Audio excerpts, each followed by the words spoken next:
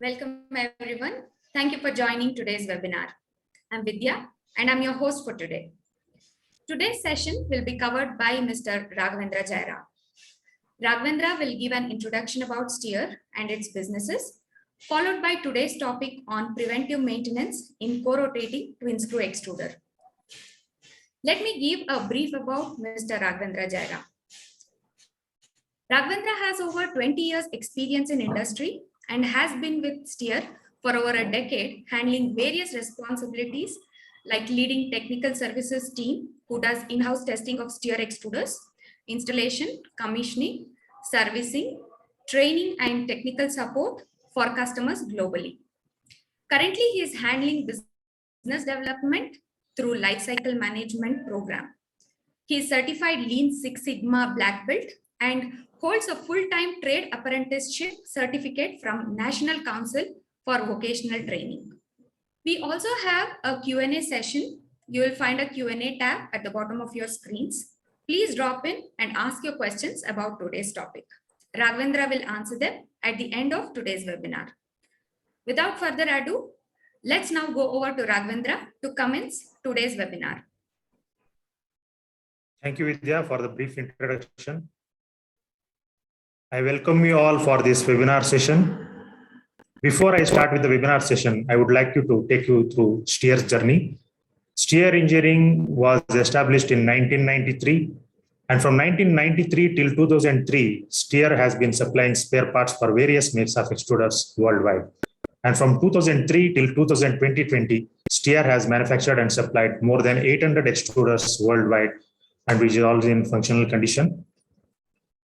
In Steer Engineering Private Limited, I will introduce you to our core leadership members. We have Dr. Babu Padmanabhan as our Managing Director and Chief Knowledge Officer.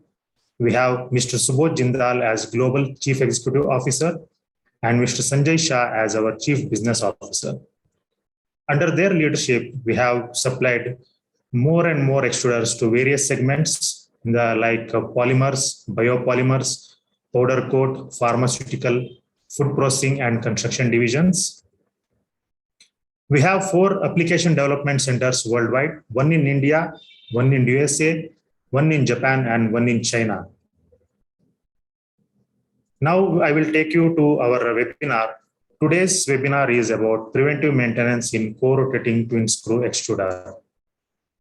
Before we start with the webinar, I would like to show you that whatever you are seeing on the screen, this is a basic checklist, like checking pressure of tires, checking the oil level, filling the water for the wipers, checking whether fuel is full in the fuel tank, whether the headlights are working, whether the indicators or brake lights are on, or functionality of the wiper, and also the brakes. So this is a checklist usually anyone would follow when they want to go for a long drive.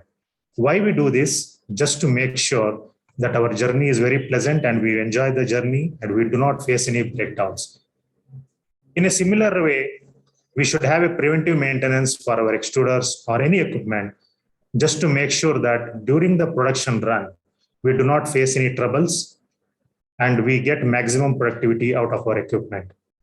Today's agenda of webinar is we'll learn about what is preventive maintenance, why is it needed, what are the main advantages of preventive maintenance, checkpoints for different parts of the extruder, and also the Q&A session. Preventive maintenance is a schedule of planned maintenance actions aimed at the prevention of breakdowns and failures by holistically inspecting equipment as per predefined checklists. So this is a checklist. You follow a checklist and holistically check each and every parameters in the machine to make sure that they are within the tolerance, whether they require any replacement or it can be made some settings and reused. So the primary goal of preventive maintenance is to prevent the failure of equipment before it actually occurs. This is not like any other maintenance activity or a breakdown activity. It is a planned maintenance activity. That means you know how much time is required, and for that particular time period, you are setting off your machine and conducting this activity. Why we need a preventive maintenance? One main reason is to avoid business loss due to production delays.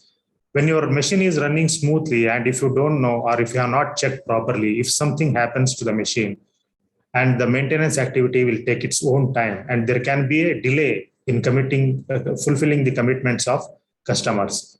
So demand of higher quality product, that is customers expectation is very high. So if your product quality has to be very high, very good, then the machine has to be in very good condition. And if it has to be in very good condition, then it requires a proper maintenance. And as you all know, nowadays, every part is required just in time, just to avoid inventory and last minute arrivals. So to meet all these conditions, a proper maintenance or preventive maintenance is very much required. And in a very organized production, preventive maintenance also become one of the part. So main advantages of preventive maintenance is reduced production downtime, resulting in fewer machine breakdown. So when you can actually detect a failure much before it happens, so you are avoiding the very huge breakdown.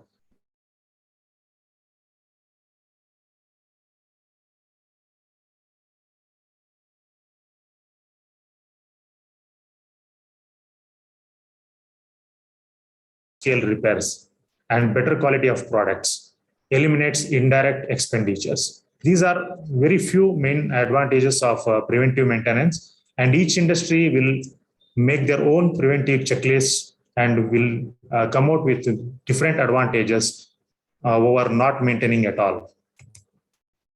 But how to conduct this preventive maintenance? Many of you are already maybe conducting preventive maintenance. If somebody wants to start now, so if you want to know how it has to be started, first and foremost is you have to identify all parts that needs regular inspection, all moving parts, non-moving parts, stationary, whatever it is. Identify all critical parts that can cause long downtime hours if not inspected regularly. Prepare a checklist with checkpoints and frequency of inspection. This is very important.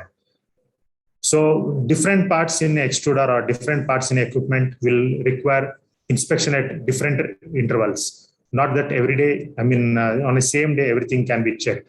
So it is also important that you mark when it has to be checked in your checklist. And very importantly, nominate a person responsible for performing preventive maintenance inspection and provide him with this checklist. And he has to holistically follow this checklist to make sure that none of the points are missed.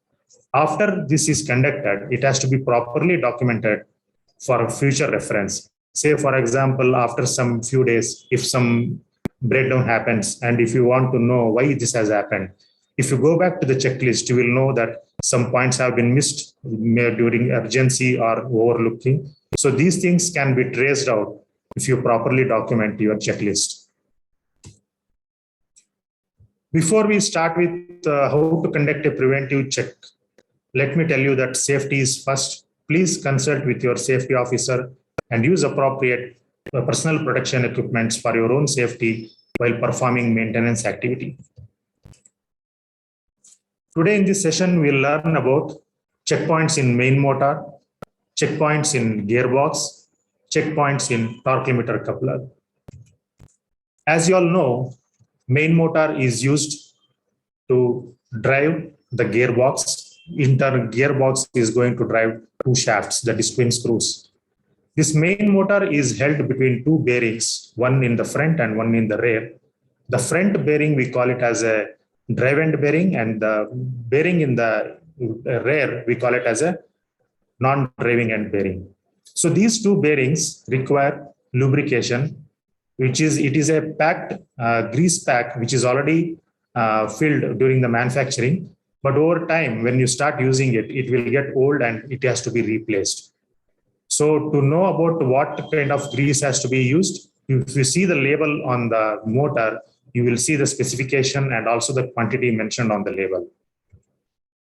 You will require a few instruments or tools while conducting this preventive maintenance. As you all can see in this slide, there is a vibrometer, there is a decibel meter, there is a mechanics stethoscope and a grease gun. Vibrometer is used to measure the vibrations, to check whether the vibrations are within the tolerance or not. And decibel meter is used to check the noise level.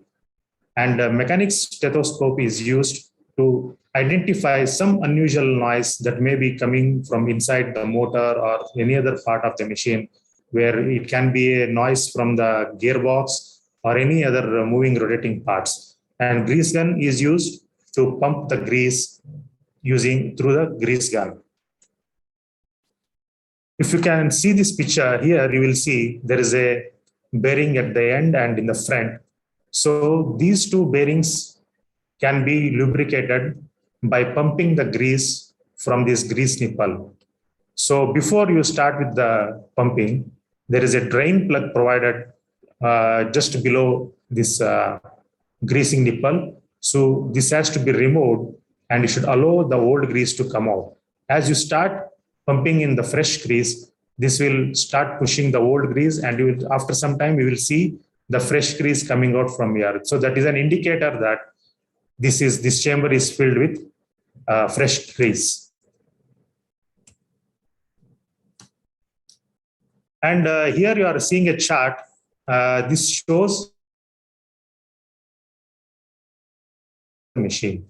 So when you have done the maintenance of motor and you have checked its alignment and other things, and when you run and if you check the vibrations, say for example you are checking at point number 1 and point number 2, because this is a motor what you are seeing here, and if you refer the chart here, for any motor whose kilowatts is less than 15 kilowatt, the range, permissible range is 0.28 to 1.8 millimeters per second.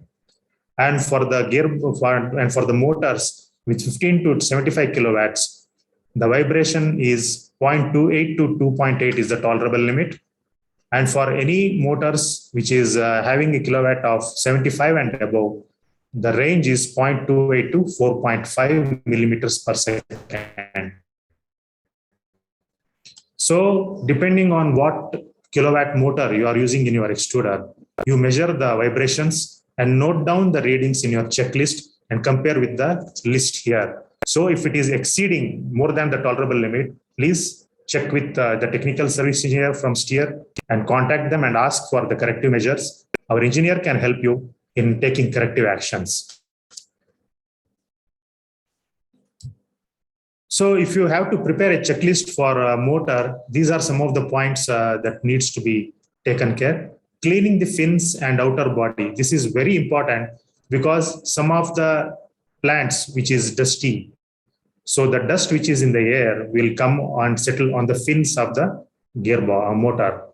As you all know, the fins are provided to dissipate heat generated in the motor when it is rotating. So if it is not clean, then it cannot work effectively. So this has to be done every day. The cleaning has to be done every day, and you have to remove all the dust which is there on the fin and observe for unusual noise from bearings. So as you know, you have a mechanic stethoscope. This has to be placed near the bearing ends and check whether there is any abnormal noise coming out from there. If it is very creaky noise or some dry running noise, that gives us an indication that there is some problem with the bearings. Maybe sometimes after lubrication, it will get okay. Or sometimes if there is any damage, then if the sound still continues to come, then you have to consult with the technician and try to resolve the issue. Check for the cable connections every 6 months, once in 6 months, and tighten the loose connections. Here, when I say the cable connection, it is the wires that you are connecting motor and to the panels, drive panels. If there is any gap between that, there are chances that there can be sparking. So grease at drive end and non-drive end bearings once in every 6 months. Here we recommend you to use lithium complex grease. This is also mentioned on your motor label. Why we mention lithium complex grease is, if you use an ordinary grease that may not have the capability to withstand the moisture in the grease. Because this motor bearings are enclosed, if there is any moisture, there is no way for the moisture to go out. So this can cause some corrosion within the bearing area. Lithium is a chemical which avoids corrosion. So it is very important that you use lithium complex grease and not the ordinary grease. And vibration test has to be done once in every 3 months, and refer the tolerance chart. If it is well within the tolerance, then it is fine. Otherwise, you will have to take necessary corrective actions to bring it back to the normal condition. And the next point is about the noise measurement. So this is, say, for example, in your plant, if you want to know whether the entire machine is running, whether it is within 80 decibels or not, try to switch off other equipments and run only this extruder, because you are conducting preventive maintenance of the extruder and all other peripherals. You please run only that line and check whether the noise is within 80 decibels. If it is more than that, try to find the source from where the excess noise is generated and take corrective actions about that. As we have seen, what are the corrective action or checkpoints in the motor, now the next thing we are learning is about the gearbox. As you all know, gearbox is used to drive the twin shafts, twin screw. So this consists of a very complex gear mechanism inside, which requires proper lubrication and proper maintenance, just to make sure that when it is running at production line, there is no any failures. To have a proper lubrication for the gearbox, there is a circuit or a lube system what we use. This is there with all make of gearbox and with all gearboxes. This has a motor and a pump which pumps or which sucks the oil from the tank of the gearbox and passes through the filter. And from filter, it passes through the gauge and to the heat exchanger. In the heat exchanger, whatever the heat generated or developed, absorbed by the oil is exchanged through water medium and the excess heat is removed. So this has got multiple divisions where it makes sure that oil and water does not mix, whereas only the heat exchange takes place to remove the heat from lubrication oil. So you all know, because the gearbox is running continuously and there are so many gears, there will be some frictional heat generated when it is running. So this frictional heat is absorbed by the oil, and this temperature has to be removed by water media, which is passing through this heat exchanger. And we use this filter to remove any contaminants in the oil. So when this oil is circulating inside the gearbox, so there is a wear and tear, there can be some metal chips or there can be some sediments or some old oil which gets with the clean oil and it circulates. So to avoid that, the oil, whatever is sucked from the tank, is passed through filters, and from filter, the clean oil will go to the heat exchanger. So to know about the preventive maintenance, after a regular interval, which we'll know in the coming slide, you have to remove the filter from this filter assembly, and this has to be properly cleaned. So most of the times, this will be clogged with some small particles and very viscous oil, which is very old oil most of the times. While you are cleaning this, care should be taken that you use a very dry air, and the air has to be passed from inside to outside, not from outside to inside. As you all know, that the contaminated oil is passing from outside to inside, and the clean oil is going to the heat exchanger. So all the dust particles or all the contaminants which is there in the oil is on the outer surface. And when you blow air from the inner surface, this will come out and it will be clean. If you do it from the outside to inside, you are pushing the particles again inside the filter, and it is not the correct method. And we insist that you use safety goggles while doing this activity, because you are using a pressurized air and you are trying to remove the particles. There are chances that small particles can fly into your eyes and it can cause permanent or injury. Coming to the heat exchanger, there are different types of heat exchangers which is used for lubrication system. Most commonly, it is plate type heat exchanger. We also have a shell and tube type. Here we are giving an example of plate type heat exchanger. If you see, this is a braced type heat exchanger where there are different plates. And between each plate, there is a very small gap, about 0.5 to 0.7 mm. So between these gap, in one chamber, there is a oil flowing, and in another chamber, there is a water flowing. These two are flowing in opposite direction. And because of this, the heat exchange takes place, and it will be able to remove excess heat from the oil.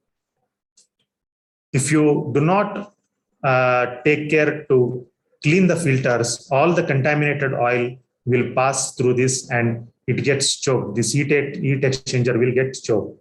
If it gets choked, then proper heat exchange cannot happen and it cannot remove the excess heat from the oil. I will like to take back to the previous slide here. In one condition, say, suppose if your heat exchanger is clogged and if it does not allow the oil to pass properly, then from this gauge, you will see the pressure is increasing because the pump is positively passing the oil, but it is not passing through the heat exchanger because there is a resistance because of the clogging. And you will see that this gauge is showing high pressure. That is why that should be your routine check, that every day you see whether the gauge is also showing the proper pressure. That is usually 2 to 2.5 bars of pressure. And in another case, if the filter is clogged and the oil is not coming from the filter, you will see that the pressure is coming down. The working pressure is usually 2 to 2.5 bar pressure. And if it is showing 1.5 or there is no pressure at all, that means this filter is getting choked. And if you do not take any action at that time, because this is a positive displacement, all the oil will be here, and because of the pressure, there are chances that this cap can burst. So please make sure that you regularly check the filters, clean them, and also take good care of heat exchanger also. Let us see the checkpoints. One is lube oil filter cleaning, usually after every 500 hours. So after 5,000 hours, it is time to replace the filter. So sometimes even after proper cleaning, every part has got its own life. So you cannot continue to use it for a very long time, even though you feel that it is working fine. So there is a life mentioned on every filters. So after 5,000 hours, you have to replace it. And there is a vice strainer mesh which has to be cleaned. Vice strainer is given to filter the water passing through the heat exchanger. As you all know, the water is coming from, most of the times it is coming from cooling towers. Because cooling towers are installed outside the premises, the dust in the environment or in the air will get mixed with the water, and that comes along the way with water and it can enter the heat exchanger. To avoid the dust particles entering into the heat exchanger, vice strainer is already provided and it has a mesh. So this has to be cleaned whenever required or at least once in 250 hours. Oil pressure, this has to be monitored every day. As I told you, if this oil pressure gauge is an indicator which tells whether this lubrication system is working choked. If it is showing low pressure, that means there is no proper oil flow. And the next checkpoint is the gearbox oil temperature. In our extruder, there is an interlock provided. Whenever there is the high temperature, which is beyond the tolerable limit, then the machine will give an alarm to indicate that you should take some corrective actions. If you do not take any corrective actions for the 5 or 10 minutes, then the extruder will stop. But why the gearbox oil temperature will go shoot up? It can shoot up because if your water circulation is not proper, or the water which is passing through the heat exchanger is not cold enough, then the oil temperature can shoot up. So there is a set limit, that is maximum it can withstand is up to 70 degrees, not beyond that. Why it is very important is, as you all know, there are some seals, rubber seals used in the gearboxes, and the output shaft side and on the input shaft side. If the temperature is very high, because it is a rubber part, it will lose its characteristics of sealing properly and your seals will fail prematurely. So to avoid that, you should properly maintain the oil temperature. Very ideally, the oil temperature should be between 45 to 55 degrees. This is a very good temperature because it maintains the proper viscosity of the oil and also lubricates properly. And there are some countries where during the cold season, where the temperature falls to 5 degrees or 6 degrees, at those times, you can use VG220 grade of oil. It can withstand temperatures at the range of 5 degrees to 25 degrees also. Otherwise, if you are using VG320 oil at the lower temperature, it tries to become more viscous and becomes very hard. Cleaning of lube oil system heat exchangers every 500 hours. As I told you, it is very important. Please refer to heat exchanger manual for cleaning procedure. Check leakage from oil seals. This is also a very important activity. This can be done every day as you just look around the machine or the gearbox. If you see any oil coming out from the oil seal, if you ignore that, if it continues to run for a longer duration, and one day you will see that there is no oil at all in the gearbox because all that oil would have drained out. So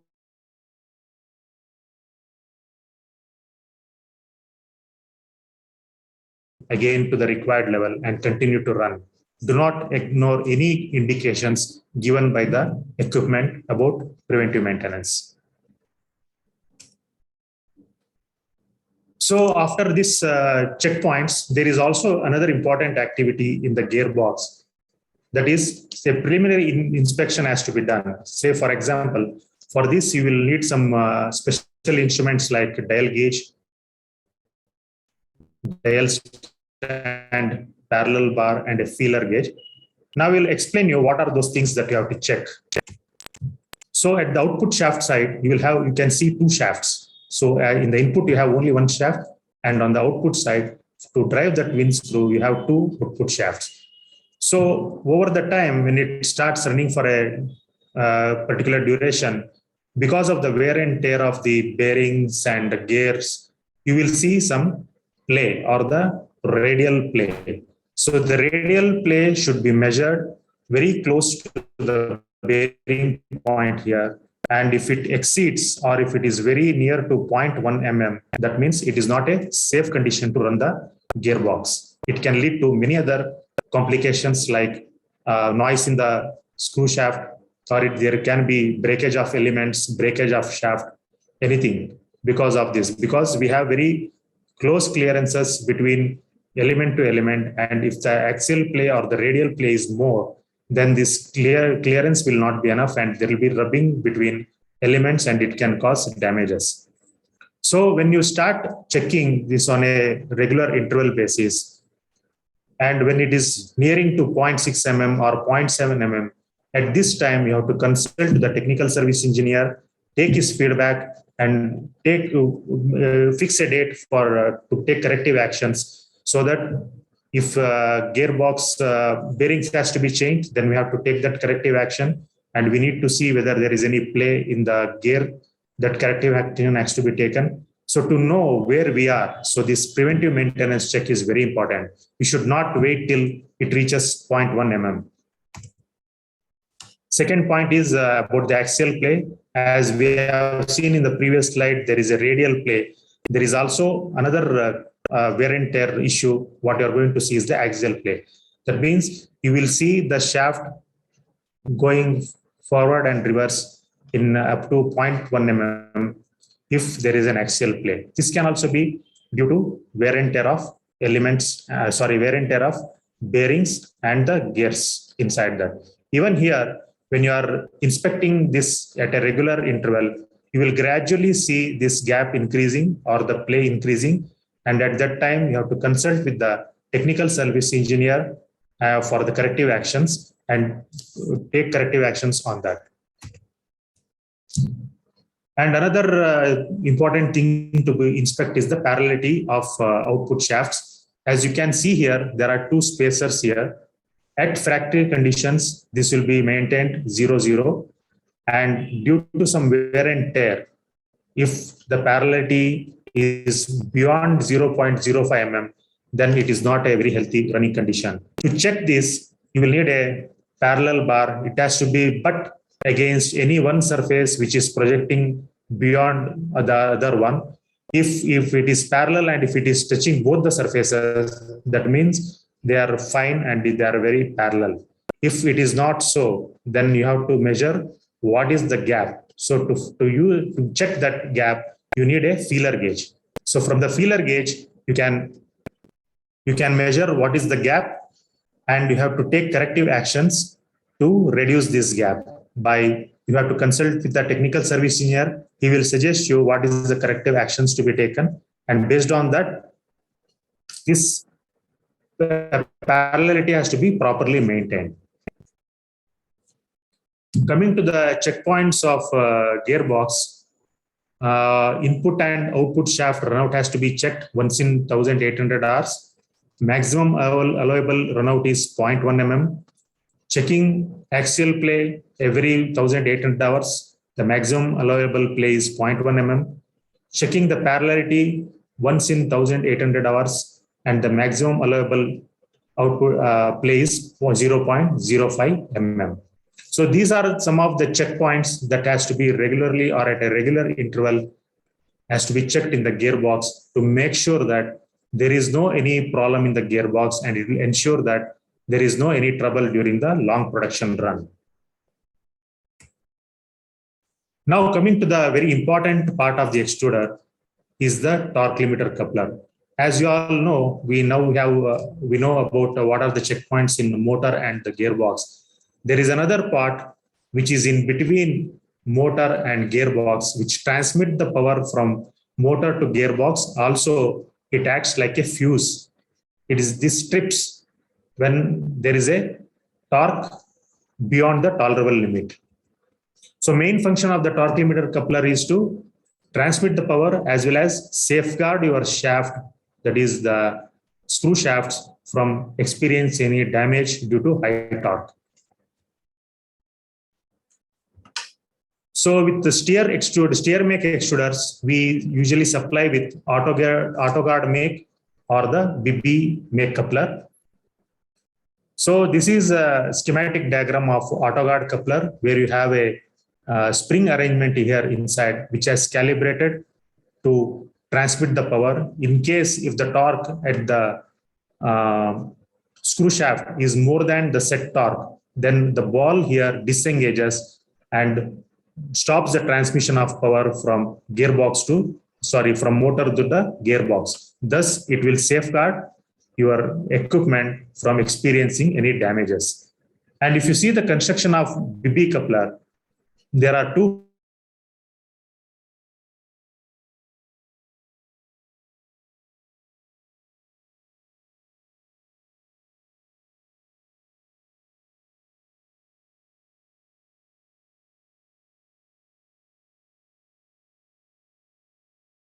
torque, which is more than the set torque in the screw shaft end. This ball will go back and disengages the transmission from motor to the gearbox. So these two acts like a safety devices. And here you can see the greasing of module, what we use. And the greasing has to be done on the machine, not this should not be removed from the torque limiter coupler. Here we have removed it for the demonstration purpose to make you understand how actually it works. So when you use a grease gun and start greasing the grease nipples here, you will see that as the fresh grease goes inside, the contaminated grease comes out. So this contamination happens because there will be some dust particles in the air. As you know, the air can pass through anywhere. When it goes inside the grease chamber, the dust particle will be there with the grease and it becomes very hard. So you might have noticed many times that the torque limiter will be set to a particular tripping value, but when you see that some incident has happened that the torque limiter has not tripped at all, it is because the spring is calibrated very well, but because of the hard grease, it becomes more stronger than the torque which is there on the screw shaft. That means it does not slip or it does not trip at that moment. So this is not a very good condition. That is why it is very important to change the grease or re-lubricate it at regular interval, just to make sure that the dirt which is there in the grease chamber is coming out. So there are some checkpoints for the BB coupler. Here you can see it has to be greased at greasing points at every 500 running hours. So replace it once in 3 months. And you might have also observed that sometimes the torque limiter coupler will be very hot. It is because the gearbox, which is getting heated up because of the poor temperature control of the oil, the same heat is also transferred to this coupler, torque limiter coupler. And this torque limiter coupler has some rubber parts or nylon parts within this. So if the temperature is transmitted to this, then it is not good for the rubber parts and the nylon parts. So you have to make sure that that gearbox is also in very good condition and that heat is also not transferred to the couplers. And check rubber bushes after every 3,500 running hours. If you remove this assembly, you can see there will be some rubber parts inside which transmit the power.